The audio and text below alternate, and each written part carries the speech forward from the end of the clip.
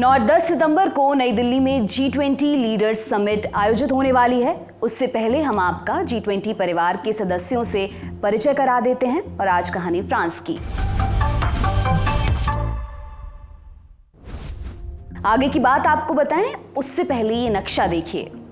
France का आधिकारिक नाम फ्रेंच रिपब्लिक है। यूरोप महाद्वीप के पश्चिमी मुहाने पर बसा है। जैसे ही फ्रांस की पश्चिमी सीमा खत्म होती है, समंदर शुरू हो जाता है। उत्तर पश्चिम में इंग्लिश चैनल पार करते ही ब्रिटेन है।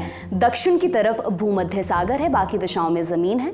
जमीनी सीमा उत्तर में बेल्जियम और लग्जमबर्ग, दक्षिण पूर्व में इटली, पूर्व में स्विट्जरलैंड, उत्तर पूर्व में जर्मनी और दक्षिण में स्पेन से लगती है। हालांकि फ्रांस की जमीन यूरोप तक सीमित नहीं है। कुल 18 प्रांत हैं, इनमें से 5 यूरोप से बाहर हैं। साउथ अमेरिका में फ्रेंच गुयाना, उत्तरी अटलांटिक महासागर में सेंट पियरे और मिकेलॉन, कैरेबियन सागर में फ्रेंच वेस्ट इंडीज और हिंद महासागर के कई द्वीप।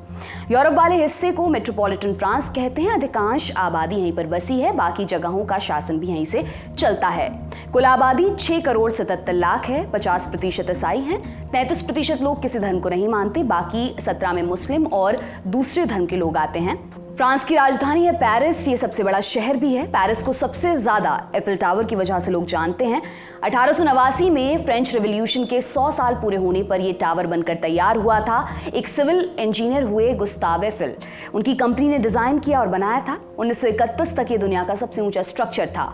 1931 में अमेरिका की एम्पायर स्टेट बिल्डिंग ने ये तमगा अपने नाम कर लिया। हवाई मार्ग से नई दिल्ली से पेरिस की दूरी लगभग 6500 किलोमीटर है। बहुत पीछे हम जाएंगे नहीं। फ्रांस के आधुनिक इतिहास की सबसे निर्णायक घटना से ही शुरू करते हैं। 1789 में तत्कालीन राजा लुई 16वें ने संसद का सत्र बुलाया। वोटिंग के अधिकार को लेकर गहमागहमी हुई। जनता ने क्रांति कर दी। इस क्रांति का एक सिरा अमेरिका की आजादी से भी जुड़ा हुआ था। दरअसल अमेरिका एक समय तक ब्रिटेन की कॉलोनियों का गुच्छा था। 1776 में उन कॉलोनियों ने खुद को आज़ाद घोषित कर दिया। जंग हुई। फ्रांस ब्रिटेन का जन्मजात दुश्मन था। उसने कॉलोनियों को सपोर्ट किया। इस चक्कर में कर्जा बढ़ता गया। इधर फ्रांस में फसल भी चौपट हो रही थी। 1788 तक हालात बेकाबू थे। आटे के लिए जनता दंगे पर उतारू थी। इससे निपटने के लिए राजा ने स्टेट जनरल की बैठक बुलाई। यहाँ पर झगड़ा हुआ और नई संसद बनी। 1792 में संसद ने राजशाही खत्म कर दी। फर्स्ट रिपब्लिक की स्थापना हुई, लेकिन ये ज्यादा चला नहीं। 1799 में तख्ता पलट हुआ। इसका मास्टरमाइंड नेपोलियन बोनापार्ट नाम का एक मिलिट्री कमांडर था। उसने खुद को सम्राट घोषित कर दिया। रिपब्लिक को साइडलाइन कर दिया गया। 1815 में नेपोलियन की मौत के बाद राजशाही वापस लौटी। 1848 में सेकेंड रिपब्लिक बना। बस 4 बरस ये चल सका। नेपोलियन के भांजे ने तख्ता पलट किया, खुद सम्राट बन गया। 1939 में दूसरा विश्व युद्ध शुरू हुआ। 1940 में जर्मनी ने फ्रांस पर कब्जा कर लिया। सरकार निर्वासन में लंदन चली गई। चार्ल्स डी गोल के नेतृत्व में धुरी राष्ट्रों के खिलाफ लड़े।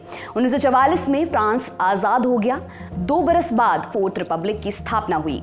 डी गॉल इसके पहले राष्ट्रपति बने, लेकिन राष्ट्रपति के पास ज्यादा शक्तियां नहीं थीं। प्रधानमंत्री ताश के पत्तों की तरह बदले जा रहे थे। महज 12 बरसों में फ्रांस ने 16 प्रधानमंत्री देख लिए थे। 1958 आते आते हालात बेकाबू हो चुके थे। अफ्रीका महाद्वीप में फ्रांस की एक कॉलोनी थी अल्जीरिया। वहां आज़ादी के लिए जंग लड़ी जा रही थी। ये फ्रांस को भारी पड़ रहा था। 1958 में आर्मी के एक धड़े ने विद्रोह की धमकी दी। मांग रखी कि डी गॉल को फिर से राष्ट्रपति बनाया जाए। डी गॉल मान गए। 1958 में फिफ्थ रिपब्लिक की नींव रखी गई। डी गॉल के नेतृत्व में नया संविधान बनाया गया। आज का फ्रांस उसी के अनुसार चल रहा है। 20वीं सदी में फ्रांस ब्रिटेन के बाद दूसरा सबसे बड़ा औपनिवेशिक देश था। उसने साउथ अमेरिका और अफ्रीका के अलावा एशिया के कई देशों में अपनी कॉलोनी बना रखी थी। भारत के कई हिस्से भी फ्रेंच एम्पायर का हिस्सा थे। 1950 और 60 के दशक में वे आज़ाद हुए। हालांकि अफ्रीका में फ्रांस ने अपनी पकड़ बनाकर रखी, अपने अनुसार शासन और सरकार को नचाया। इसके चलते स्थानीय जनता में आक्रोश पनपता रहा। नतीजतन पिछले कुछ वर्षों में लगातार फ्रांस समर्थित सरकारों का तख्ता पलट हुआ है और उन्हें बाहर निकलने के लिए कहा जा रहा है। फ्रांस की करेंसी है फ्रेंच फ्रैंक। इसके अलावा यूरो भी यहाँ पर चलता है। इंटरनेशनल मॉनेटरी फंड के मुताबिक जीडीपी $2.96 ट्रिलियन है। भारतीय रुपए में लगभग 242 लाख करोड़ रुपए। प्रति व्यक्ति आय 35 लाख रुपए सालाना है। लेन देन की बात कर लेते हैं। 2021 में 1,20,000 करोड़ रुपए से अधिक का व्यापार हुआ। भारत ने 65,000 करोड़ का सामान फ्रांस को बेचा। फ्रांस ने 55,000 करोड़ का सामान भारत में भेजा। इसमें मिलिट्री इक्विपमेंट की खरीद बिक्री का डेटा शामिल नहीं है। फ्रांस को क्या बेचता है भारत? रिफाइंड पेट्रोलियम, दवाइयों के रसायन, ट्रंक आदि। भारत क्या खरीदता है फ्रांस से? प्लेन, हेलीकॉप्टर्स, गैस टरबाइन आदि। भारत और फ्रांस पुराने मित्र हैं। भारतीय सैनिकों ने फ्रांस की तरफ से पहला और दूसरा विश्व युद्ध लड़ा। नई दिल्ली का इंडिया गेट फ्रांस में शहीद हुए भारतीय सैनिकों की याद में बना है। 1947 में दोनों देशों के बीच डिप्लोमेटिक संबंध स्थापित हुए। 1963 में फ्रांस ने भारत में अपनी कॉलोनियों पर से दावा हटा लिया। इनमें से एक पुडुचेरी भी था। 1974 में भारत ने पहला परमाणु परीक्षण किया। अमेरिका समेत समूचा पश्चिम भारत के खिलाफ हो गया था। उस वक्त फ्रांस ने भारत का साथ दिया। फ्रांस यूएन सिक्योरिटी काउंसिल में भारत की स्थायी सदस्यता की वकालत करता रहा है। भारत ने फ्रांस के साथ कई रक्षा समझौते भी किए हैं। रफाल फाइटर जेट्स और स्कॉर्पियन पनडुब्बी इसका बड़ा उदाहरण है। 1998 में फ्रांस के तत्कालीन राष्ट्रपति जैक चिराग भारत आए थे। उसी दौरे पर स्ट्रैटेजिक पार्टनरशिप पर सहमति बनी थी। 2008 में फ्रांस के राष्ट्रपति निकोलस सरकोजी गणतंत्र दिवस के मौके पर चीफ गेस्ट थे। 2009 में तत्कालीन प्रधानमंत्री डॉक्टर मनमोहन सिंह को बास्टील डे परेड के मौके पर चीफ गेस्ट बनाकर बुलाया गया था। उस परेड में इंडियन आर्मी ने भी हिस्सा लिया था। जुलाई 2023 में मौजूदा प्रधानमंत्री नरेंद्र मोदी को भी बास्टील डे परेड में गेस्ट ऑफ ऑनर का दर्जा मिला। फ्रांस में सेमी प्रेसिडेंशियल सिस्टम चलता है। राष्ट्रपति और प्रधानमंत्री दोनों हैं। राष्ट्रपति को 5 साल के लिए चुना जाता है। उनके पास प्रधानमंत्री को नियुक्त करने और संसद को भंग करने की शक्ति होती है। प्रधानमंत्री सरकार का प्रमुख होता है और संसद के प्रति उत्तरदायी होता है, जैसा कि भारत में है। हालांकि दोनों में एक बारीक अंतर है। भारत में राष्ट्रपति के पास सिंबॉलिक शक्तियां हैं, लेकिन फ्रांस में इसका उल्टा है। वहां राष्ट्रपति कार्यपालिका और सेना के अध्यक्ष होते हैं और वे सही मायनों में इन शक्तियों का इस्तेमाल कर सकते हैं। राष्ट्रपति विदेश नीति भी तय कर सकते हैं। इसके लिए उन्हें संसद की सहमति की कोई जरूरत नहीं होती। फ्रांस में राष्ट्रपति का चुनाव सीधे जनता करती है। जनता सीधे राष्ट्रपति के नाम पर वोट डालने के लिए जाती है, पार्टी के नाम पर नहीं। फ्रांस में 2 सदनों वाली व्यवस्था है। नेशनल असेंबली निचला सदन है। ऊपरी सदन को सेनेट के नाम से जाना जाता है। नेशनल असेंबली सेनेट की तुलना में अधिक शक्तिशाली है। अपने यहाँ की लोकसभा और राज्यसभा जैसा ही सिस्टम है। राष्ट्रपति इमैनुअल मैक्रोन, प्रधानमंत्री एलिजाबेथ बॉर्न। 2022 में चुनाव के बाद की स्थिति अस्थिर है। देश राष्ट्रपति इमैनुअल मैक्रोन के समर्थकों और मरीन ला पेन के नेतृत्व वाली धुर दक्षिणपंथी नेशनल रैली पार्टी के बीच बटा हुआ है। कई बड़े प्रोटेस्ट हुए हैं, एक पेंशन रिफॉर्म बिल पर और दूसरा पुलिस की गोलीबारी में अश्वेत लड़के की मौत पर। फ्रांस के 25वें राष्ट्रपति इमैनुअल मैक्रोन 2017 से अभी तक हेड ऑफ स्टेट हैं। उनकी कहानी क्या है?